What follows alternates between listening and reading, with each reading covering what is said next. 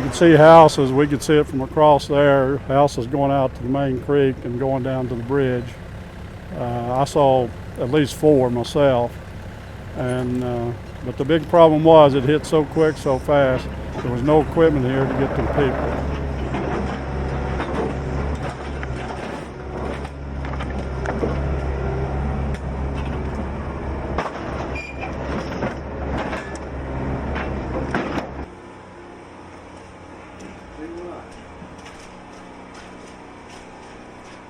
From what I understand, there's about 7 houses over on Mill Hill Drive that actually washed away.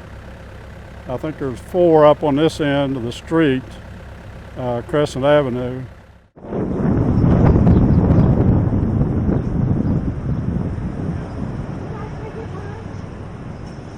Time. Lunch is just way too early. They should have it about 2 o'clock. We still got time. We can deliver. We didn't. Do you want me to bring it to us? Tell me what you want and we're gonna go. To go up the street and see the devastation. I mean, it's so widespread. This isn't just a few homes. This is virtually every business in Raynell that has been affected. It's just overwhelming. I really can't put it into words what it feels like. Well, we had 39 inches in the main part of the funeral home, and the chapel was an add-on. This used to be an old farmhouse at one time.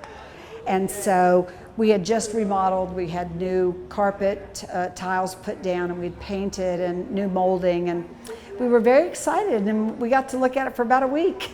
The number of people that have come to volunteer, and not just from in town, although I've been humbled by that as well. My first response is, oh, we've got it, but this was overwhelming. The response has been humbling.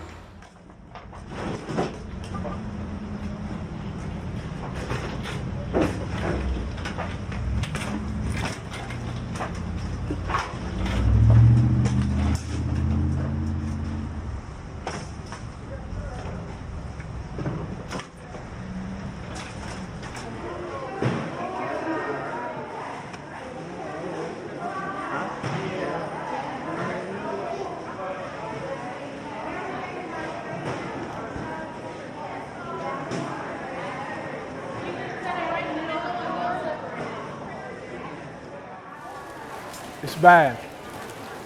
I mean, it's grim, but we'll be okay. But right now, that they're really just getting to the point of getting in the houses and trying to get them dried out, get the furniture out and the carpets up, and we have houses that they've already had to condemn, and I think they've torn down 6 today. And that's going to continue. And we're not here for a week. This is going to be several weeks.